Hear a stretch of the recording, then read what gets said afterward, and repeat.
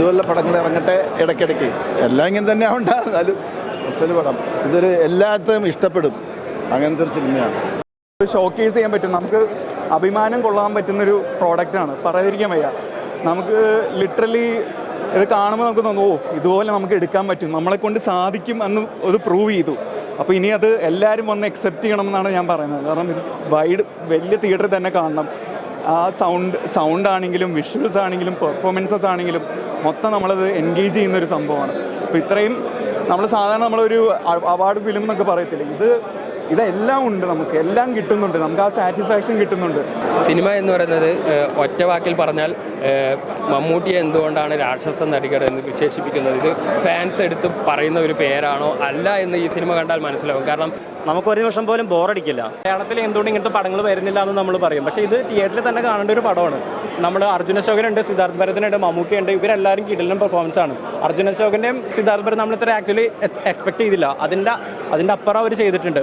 Black and white ആണെങ്കിൽ പോലും നമുക്ക് ഒരു വിത്തിൻ 5 മിനിറ്റ്സ് നമ്മൾ ആ ഒരു വേൾഡിലേക്ക് ഉണ്ടാവും. പിന്നെ നമ്മൾ ബ്ലാക്ക് ആൻഡ് വൈറ്റ് ആണെന്ന് ഓർക്കില്ല. നല്ല കിടിലൻ പ്രൊഡക്ഷൻ ക്വാളിറ്റി ഉണ്ട്, നല്ല ആർട്ട് വർക്ക് ഉണ്ട്, എല്ലാവരും നല്ല രീതിയിൽ ചെയ്തിട്ടുണ്ട്. ബാക്ക്ഗ്രൗണ്ട് മ്യൂസിക്കും അതിനെ സപ്പോർട്ട് ചെയ്യുന്ന രീതിയിലാണ്. നല്ല രീതിയിൽ തന്നെ തിയേറ്ററിൽ തന്നെ എക്സ്പീരിയൻസ് ചെയ്യേണ്ട ഒരു പടമാണ്. സൂപ്പർ പടമായിരുന്നു. മമ്മൂട്ടി വ്യത്യസ്ത അനുഭവം, നല്ല അടിപൊളി റോളായിരുന്നു മമ്മൂട്ടി. പ്രകടനങ്ങളും എല്ലാം വേറെ ലെവൽ. സിനിമ കാണുമ്പോൾ നമുക്കൊരു ഫീല് വരും. ഒരു സ്ലോ പേസിൽ സ്റ്റാർട്ട് ചെയ്ത് ഒരാളിക്കത്തലാണ് സെക്കൻഡ് ഹാഫുകളെല്ലാം കഴിയും തോറും. ആ ഒരു മ്യൂസിക്കും എല്ലാം പ്രൊഡക്ഷൻ ക്വാളിറ്റി എല്ലാം നമുക്ക് കാണാൻ സാധിക്കും സിനിമയിൽ. പ്രകടനങ്ങളായാലും ആകെ 3 പേരുള്ളൂ. മമ്മൂട്ടിയൊക്കെ ടോട്ടൽ നോക്കുകയാണെങ്കിൽ വളരെ ചുരുങ്ങിയ സമയമേ ഉള്ളൂ, പക്ഷേ സിനിമയിൽ എല്ലായിടത്തും ഉണ്ട് മമ്മൂട്ടിയുടെ പ്രസൻസ്. എക്സ്പീരിയൻസിൻ്റെ ഒരു ഐറ്റം തന്നെയാണ്. അപ്പം നേരിട്ട് കണ്ട് അത് റിയലാണത്, അത് റിയലായിട്ട് സീറ്റില്ലാണ്ട് ചെയ്ത ഐറ്റമാണ് സാധനമൊക്കെ. അപ്പോൾ അതിന് നല്ല എക്സ്പെൻസീവായി നല്ല രീതിക്ക് ആ ചെക്കൻ പെർഫോം ചെയ്തിട്ടുണ്ട്. വളരെയൊക്കെ ചെയ്യുന്ന ഒരു ചെക്കനെ കൊണ്ട് ചെയ്തിട്ടാണ്. അപ്പോൾ അത് കാണുമ്പോൾ ബാക്കി വീട്ടിൽ തുറന്ന് പറയാൻ 2 ദിവസം കൂടി ഞാൻ പറയാം.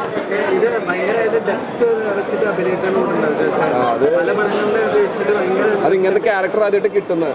തുറമുഖത്തിന് ശേഷം കുറച്ച് ഡെപ്തും അല്ലെങ്കിൽ കുറച്ച് ഇൻറ്റൻസ് ആയിട്ടുള്ള ക്യാരക്ടർ ഇപ്പോഴാണ് ചെയ്യാൻ പറ്റിയത്. അപ്പോൾ അതിൻ്റെ ഒരു സന്തോഷത്തിന് നല്ലതാണ്, സന്തോഷം. അവരുടെ പ്രേക്ഷകരാണ് പകുതി പേരും എന്നെ വളർത്തി നിർത്തിയിട്ട് എങ്ങനെയുണ്ടെന്ന് ചോദിക്കുന്നത്.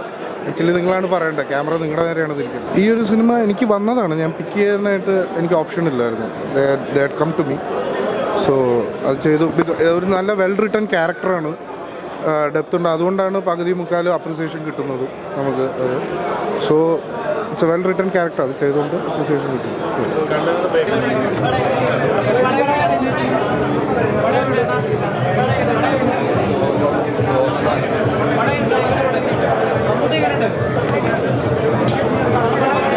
നല്ല പടമാണ്.